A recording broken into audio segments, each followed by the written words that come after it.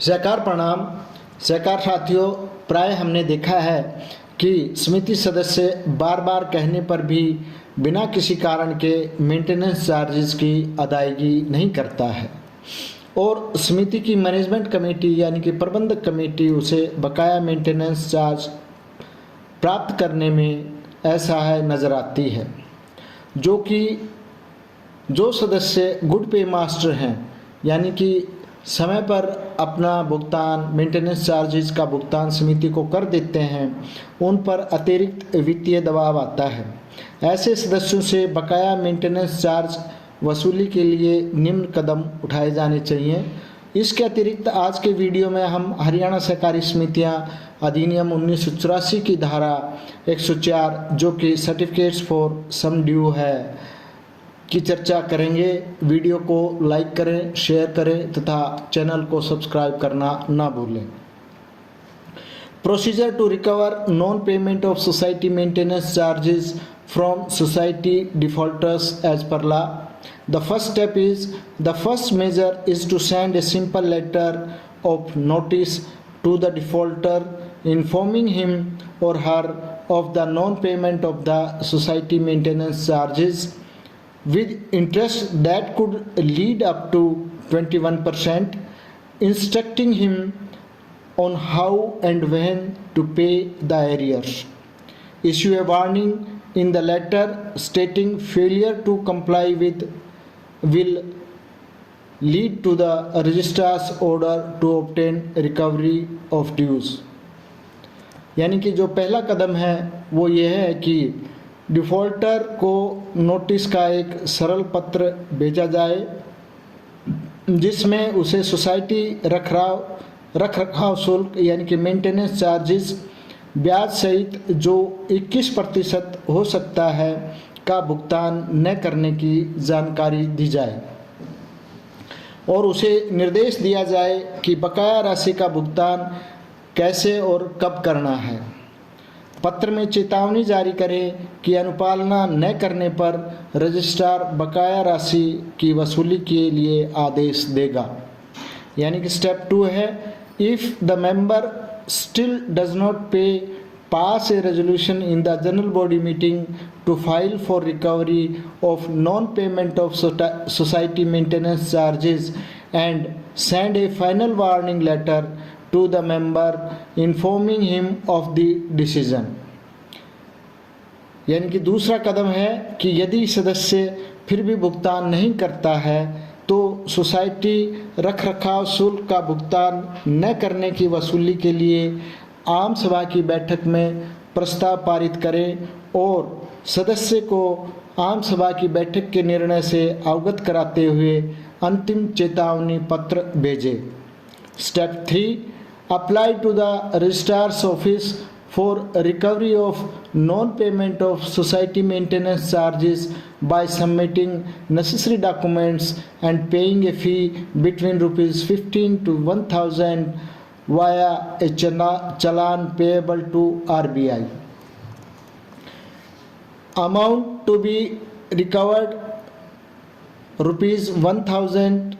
The inquiry fees will be 5.5% and court fee will be 15 rupees। Amount to be recovered rupees 1001 to 2000। Inquiry fee based on the claim amount is 4.5% and court fee will be rupees 20। Amount to be recovered rupees 2001 to 5000। The inquiry fee based on the claim amount is 3.5% and court fee will be rupees 20। Amount to be recovered rupees 5000 or more। The inquiry fee based on the claim amount is 3% or up to rupees 1000 and court fee will be rupees 25। These are the scales for inquiry fee and amount claimed and court fees। यानी कि तीसरा चरण होगा कि आवश्यक दस्तावेज जमा करके तथा आरबीआई को दे चालान के माध्यम से शुल्क जो कि रुपीस 15 से 1000 रुपये के बीच होगा का भुगतान करके सोसाइटी रखरखाव शुल्क का भुगतान न करने की वसूली के लिए रजिस्ट्रार कार्यालय में आवेदन करें। वसूली की जाने वाली राशि दावे की राशि के आधार पर जांच शुल्क और न्यायालय शुल्क निम्न प्रकार होगा। 1000 रुपये तक जांच शुल्क होगा 5.5% और न्यायालय शुल्क होगा 15 रुपये। 1001 रुपये से 2000 रुपये तक जांच शुल्क होगा 4.5% और न्यायालय शुल्क होगा 20 रुपये। 2001 रुपये से 5000 रुपये तक 3.5% और न्यायालय शुल्क होगा 20 रुपये। वसूली की जाने वाली राशि 5000 रुपये 5001 रुपये से अधिक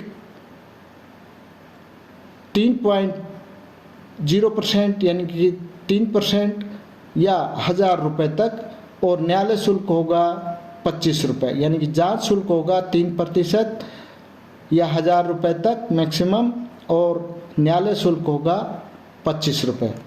तो इसके बाद में जो स्टेप 4 है, the registrar investigates the matter verifying the claims made by the society of non-payment of society maintenance charges and may even ask for a hearing from the member to understand his side of the story after due diligence and verifying the truthfulness of the claim. The registrar issues a recovery certificate. यानी कि चौथा चरण है, registrar मामले की जांच करता है, सोसाइटी द्वारा सोसाइटी रखरखाव शुल्क का भुगतान न करने के दावों की पुष्टि करता है और यहाँ तक कि सदस्य से उसकी बात जानने के लिए सुनवाई भी करता है। उचित परिश्रम और दावे की सत्यता की पुष्टि करने के बाद रजिस्ट्रार एक रिकवरी सर्टिफिकेट जारी करता है। Step 5, thereafter the society approaches the state government court where the presiding recovery officer issues a demand notice to the sale officer who is required to attach the movable property of the member. यानी कि 5वां कदम है कि इसके बाद society राज्य सरकार की अदालत में जाती है जहां पीठासीन वसूली अधिकारी बिक्री अधिकारी को मांग नोटिस जारी करता है जिसे सदस्य की चल संपत्ति को कुर्क करने का होता है, जिसे सदस्य की चल संपत्ति को कुर्क करना होता है। Step 6, the sale officer visits the residence of the defaulting member and submits an inventory of all his movable property, hands it over to the member along with the demand notice. At this stage, the member has the opportunity to pay his dues. यानी कि जो छठा कदम है वो ये है कि बिक्री अधिकारी चूक करता सदस्य के घर जाता है और उसकी सभी चल संपत्ति की सूची प्रस्तुत करता है। उसे मांग नोटिस के साथ सदस्य को सौंप देता है। इस चरण में सदस्य को अपनी बकाया राशि का भुगतान करने का अवसर मिलता है। साथियों, step 7, if the member does not pay up, the sale officer will seize the movable property and hand it over to the society managing committee, usually secretary और चेयरमैन ऑफ द सोसाइटी। यानी कि जो 7वां कदम है वो यह है कि यदि सदस्य भुगतान नहीं करता है तो बिक्री अधिकारी चल संपत्ति को जब्त कर लेगा और उसे सोसाइटी की प्रबंध समिति आमतौर पर सचिव या अध्यक्ष यानी प्रधान को सौंप देगा। Step 8, the next action to organise an auction of the defaulter's property so that the proceeds can be made to settle his outstanding dues. The sale officer fixes the date, time and place for the auction. यानी कि जो 8वां कदम होता है, जो अगली कार्रवाई 8वें कदम की अगली कार्रवाई डिफ़ॉल्टर की संपत्ति को नीलामी आयोजित करना है ताकि बकाया राशि का भुगतान किया जा सके। बिक्री अधिकारी नीलामी के लिए तारीख, समय और स्थान तय करता है। हम यहाँ पर बताना चाहेंगे कि आमतौर पर सहकारी समितियों में बिक्री अधिकारी, असिस्टेंट रजिस्ट्रार, कोऑपरेटिव सोसाइटी यानी कि सहायक रजिस्ट्रार सहकारी समितियाँ ही होता है। Step 9, if the amount is still not completely recovered in spite of the auction, the sale officer has the right to auction the member's residence to recover the balance dues।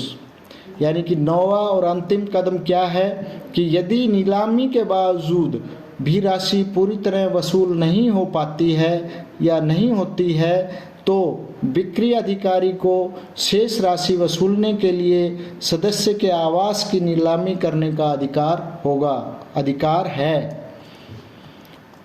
साथियों, हम हरियाणा सहकारी समितियां अधिनियम 1984 की धारा 104 की चर्चा करेंगे।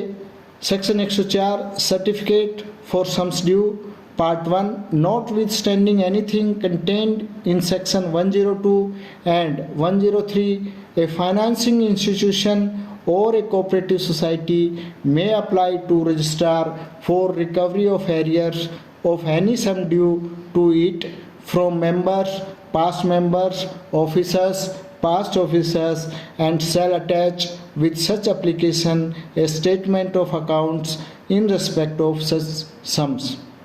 यानी कि हरियाणा सहकारी समितियां अधिनियम 1984 की धारा 104 देय राशियों के लिए प्रमाण पत्र भाग 1 धारा 102 और 103 में किसी बात के होते हुए भी कोई वित्त पोषण संस्था या सहकारी समिति अपने सदस्यों, पूर्व सदस्यों, अधिकारियों, पूर्व अधिकारियों से दे किसी राशि की बकाया राशि की वसूली के लिए रजिस्ट्रार को आवेदन कर सकेगी और ऐसे आवेदन के साथ ऐसी राशियों के संबंध में लेखा विवरण संलग्न करेगी।